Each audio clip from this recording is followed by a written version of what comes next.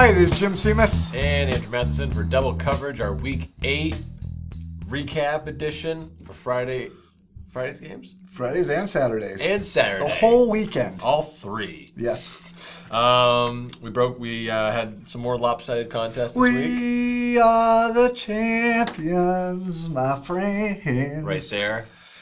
2013 World Series champs. No. What are you talking about? The Mariners, baby. Mariners. The team from the outset of the season that we said was, bar none, the absolute best in this county. Aptos Mariners.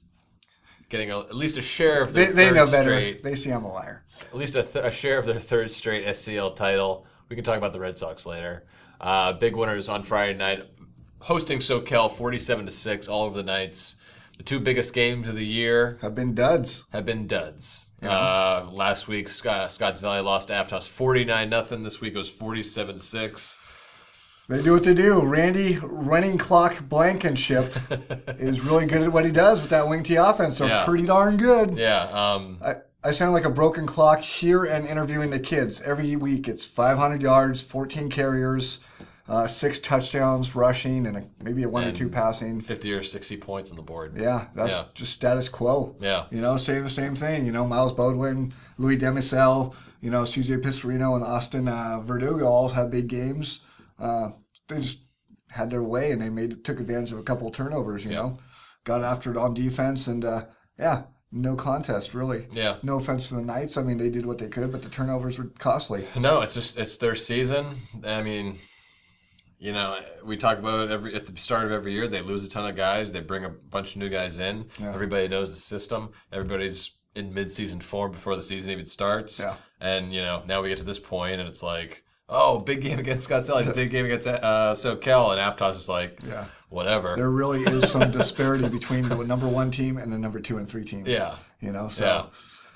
Well, did anything stand out? I know it is same old, but did anything stand out?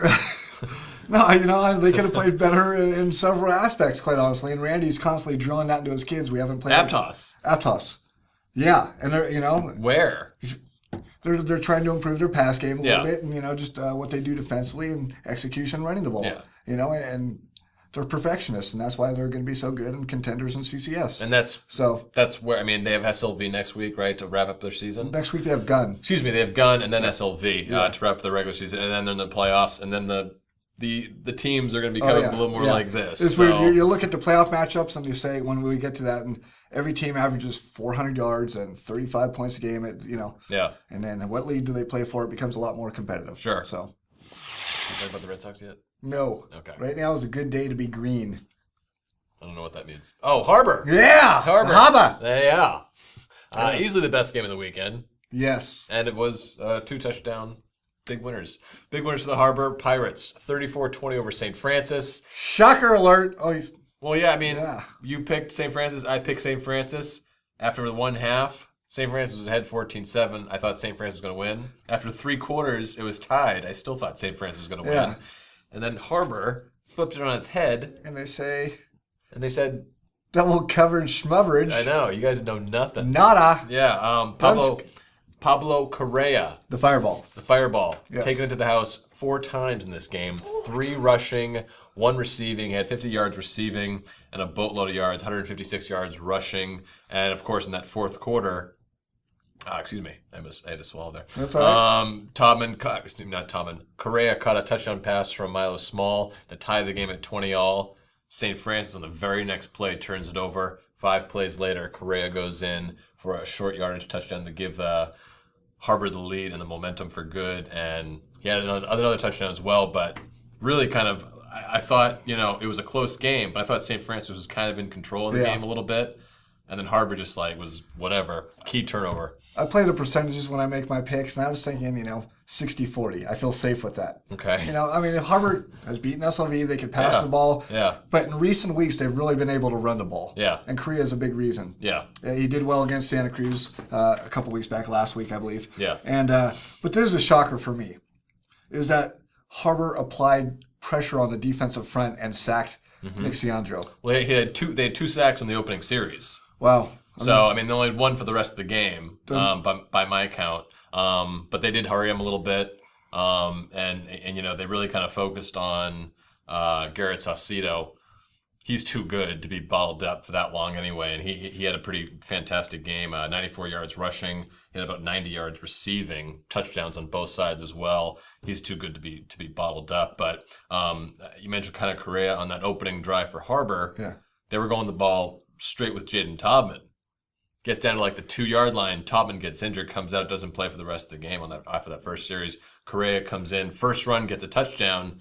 And it was kind of an omen for good omen for the rest of the day. Totally. He's a small guy, but he's a tough guy, and he wants those extra carries. Yeah. He's proven to be pretty sturdy thus far. Yeah. I was just a little surprised Jonathan Carmona didn't get a carry. He's kind of a key to their backfield. Now he's playing receiver. I think that's where they kind of moved him. But Zuniga, was moving the ball fairly decently. Yeah. And they're trying to pass it with Ciandro, and he had a pretty good game. But he took the blame himself for some of the turnovers that they had. Yeah. They had 3 and 2 in the second half. Milo Small, though, really stepped up in the second half. Nice. At halftime, he was 3 of 11, 51 yards and a pick. In the second half, he ended up finishing 13 for 23, 167 with 2 touchdowns. So he completely turned it around that second half. Second win of the season for the Pirates. Congrats. Third and final game of the day, of the weekend, of Week 8. The battle for the Valley. The battle of the Valley. They're battling over a valley. Scotts Valley, SLV, big winners. So it's King of the Mountain. King of the Mountain. I think. There's a valley, and then there's... No, I know how it works. So, yeah. And the King of the Mountain this year goes to... Scott Valley. That's right. 50-19 over SLV. I don't know why I did a Scottish accent. I don't either. I kind of do. I Yeah. I got it. Yeah. 50-19, they bounced back from a 49-0 loss last week to Aptos. We kind of figured they were going to want to just really kind of take it to an opponent. They did. They did. And they didn't play incredibly well, quite honestly. Okay. There were so many turnovers, so many penalties.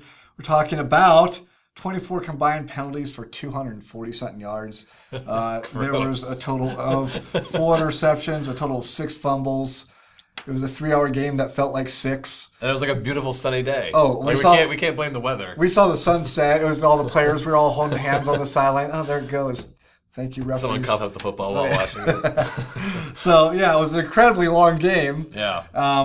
But a win is a win for the Falcons. They tried to pass quite a bit. Okay. And Jake Lobo had 18 attempts, completed 7 of them for 120 yards.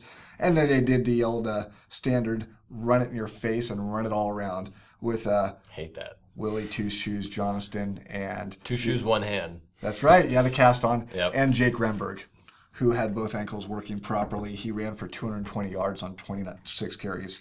He scored twice. Johnston scored 3 times. Jonathan Velez got in the act with a touchdown. So I was just looking at it, it's kind of same old for them offensively. Some guys that jumped out at me defensively. Peter Marigonda really got after it on the defensive side of the ball for the Falcons. I was impressed there. And keeping an eye on SLV, Aiden Stolting was a man-child in the third quarter. Okay. 3 tackles for a loss of yards. It was just nice. The Cougars played hard throughout. At times made the game competitive. Where were they kind of? They were always 2 touchdowns back. Okay. They score 1, Scotts Valley scored 2. They score, What were they doing offensively though? I mean, it they looks like passed the heck out of the ball. Okay, I see Primo and Newberry getting touchdown passes. Yeah, Newberry started off 0 for 6 passing, came out of the game. Primo came in and really sparked the Cougars. Threw a nice touchdown pass to Jared Trader, and then he got injured. I think probably a concussion, came out of the game. Oh, jeez. And and then the spark was lit under Newberry. He came back and responded to the benching, if it was, and threw a quick touchdown pass on his next series. Okay. And then for good measure, threw a great one. Threaded 3 defenders on his final touchdown pass to Shaden Pius. So, and his first touchdown pass went to Jordan Peabody. Yeah. But he looked better today. Well, yeah, you mentioned 2 picks, but he also had 212 yards passing. Yeah, that's probably got to be close to a season high for him, I would imagine. He looked better, and their receiving core looked better. The offensive line looked a little bit better. You're playing a pretty talented Scotts Valley team, but some of the things they did on offense were a pretty good sign for hopefully next season for the talent that they retain. So they have plenty to be proud of, and obviously the Falcons do too. Okay. And Scotts Valley getting that win, of course, keeping pace with that automatic berth for CCS. Yes. That does it. That's it. A wrap. Get out. We only have 3 games. That's all we saw. That's how it works. Yes. If we see 4 games, we would talk about 4 games. We didn't see 4 games. Yeah.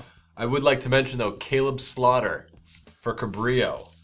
Had 7 sacks What? against Monterey Peninsula College in a big win. You can't do that. We didn't cover that game. It's cool. We can throw in the little statistical Man, you just mentions. don't break the rules like that. We talk about games we cover. I'm not talking about it. I'm Okay. talking about Caleb Slaughter. 7 sacks, and I'm moving on. Just don't mention the 7 sacks. Mention that he has the baddest name in football. Caleb Slaughter? That just name is damage. All right. So, Hopefully we'll talk more about Cabrillo next week. sure. But you'll have to tune in to find out. All right. Check us out on Twitter, Tout. Like us on Facebook. And most importantly, read us on SantaCruzSentinel.com / You're not going to mention the apps? all those apps. No, the apps. Football. Football! See you next week.